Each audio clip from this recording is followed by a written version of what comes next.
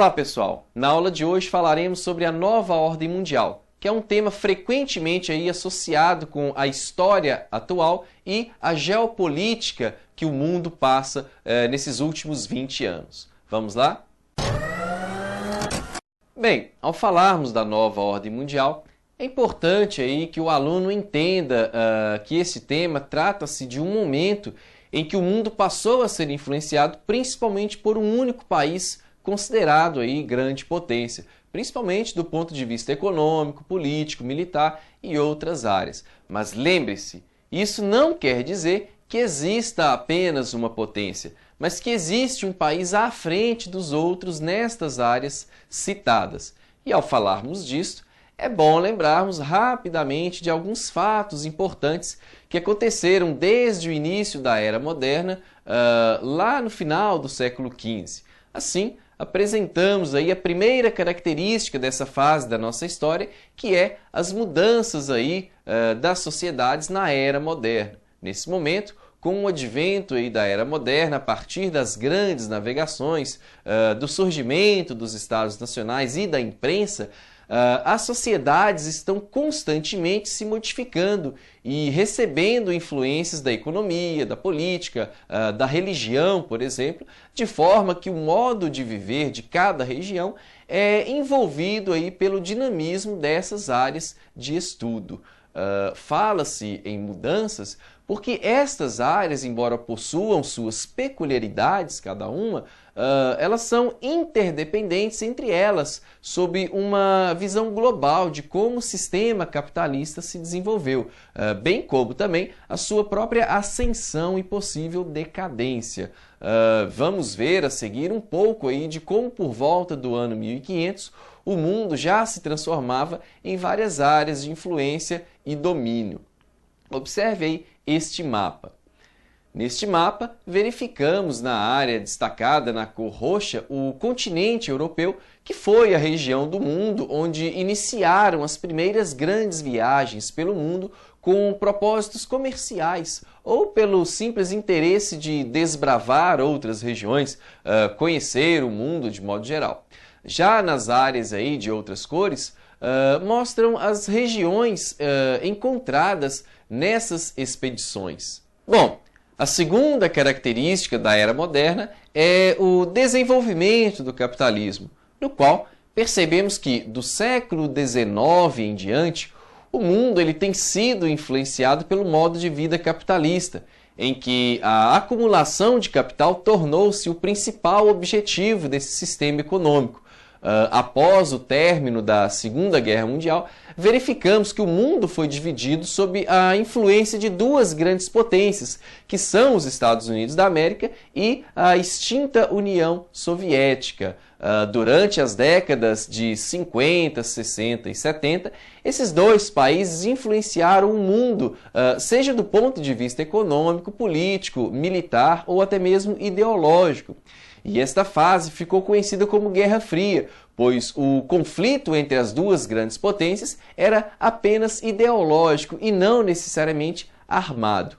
Entretanto, com a supremacia estadunidense, a partir de meados dos anos 80 e o enfraquecimento das políticas do bloco socialista, principalmente após a queda do Muro de Berlim em 1989 e a dissolução da União Soviética em 91, o mundo se colocava nas mãos de uma única nação, que eram os Estados Unidos da América.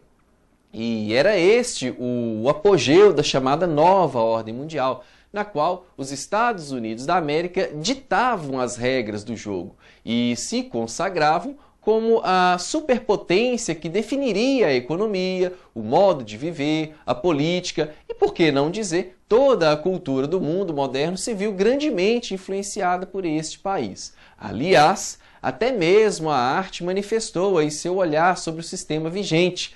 A indústria cinematográfica, por exemplo, abordou o tema em sua melhor fase com o curta-metragem Tempos Modernos, dirigido e protagonizado por Charles Chaplin, no ano de 1936. E este filme é um bom exemplo de como a sociedade entendia o sistema capitalista na primeira metade do século XX.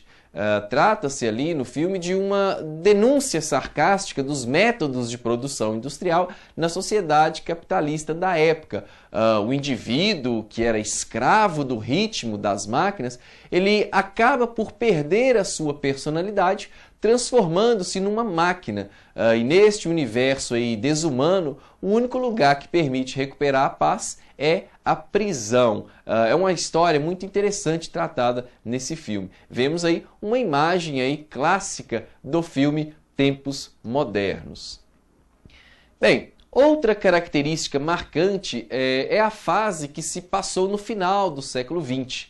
É bom lembrar que nos últimos 20 anos do século XX, vários acontecimentos consolidaram a predominância dos Estados Unidos na linha de frente da política, da economia e também da cultura de um modo geral. Sobretudo por causa do enfraquecimento dos seus oponentes, que eram os países socialistas. A queda do Muro de Berlim tornou-se um marco da decadência socialista, uma vez que o povo alemão era dividido em zonas de influência das duas grandes potências vigentes, a República Democrática Alemã e a República Federal Alemã. Eram os dois países que dividiam o povo germânico nas ideologias soviética e estadunidense, respectivamente.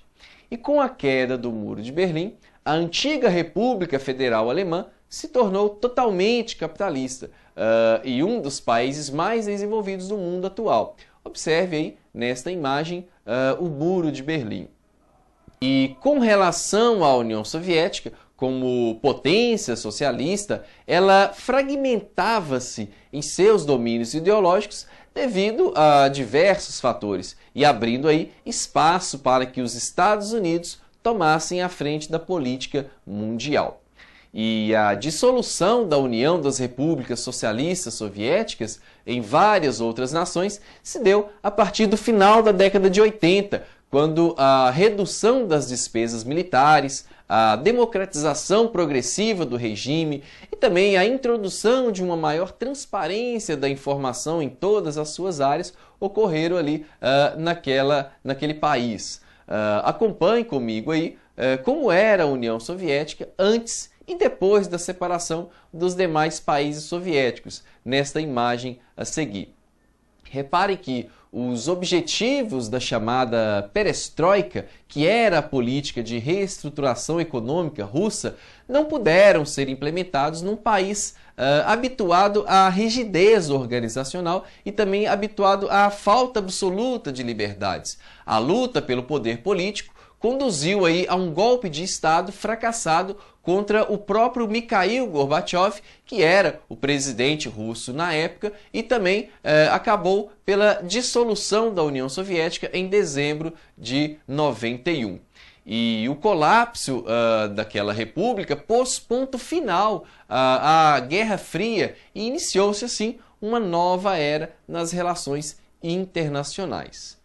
Por fim, a nova ordem mundial chega ao seu final quando ocorre o chamado declínio da supremacia estadunidense. Bom, finalmente, embora os Estados Unidos ainda sejam a maior potência econômica, há de se considerar que muitos estudiosos de política internacional entendem que é o início do fim desta hegemonia. E assim, os fracassos nas políticas de apaziguamento de conflitos internacionais que alguns presidentes dos Estados Unidos obtiveram foram uma amostra aí da fragilidade ideológica daquele país.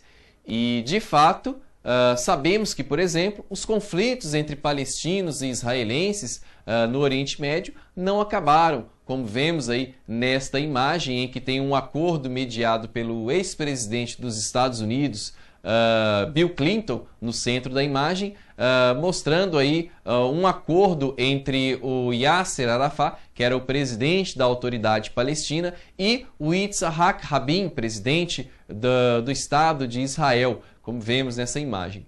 E também, outro aspecto é que a China continua crescendo como economia no cenário mundial, como vemos aí nessa animação da imagem, e a Coreia do Norte e a Coreia do Sul continuam como irmãs inimigas, como vemos nessa imagem a seguir.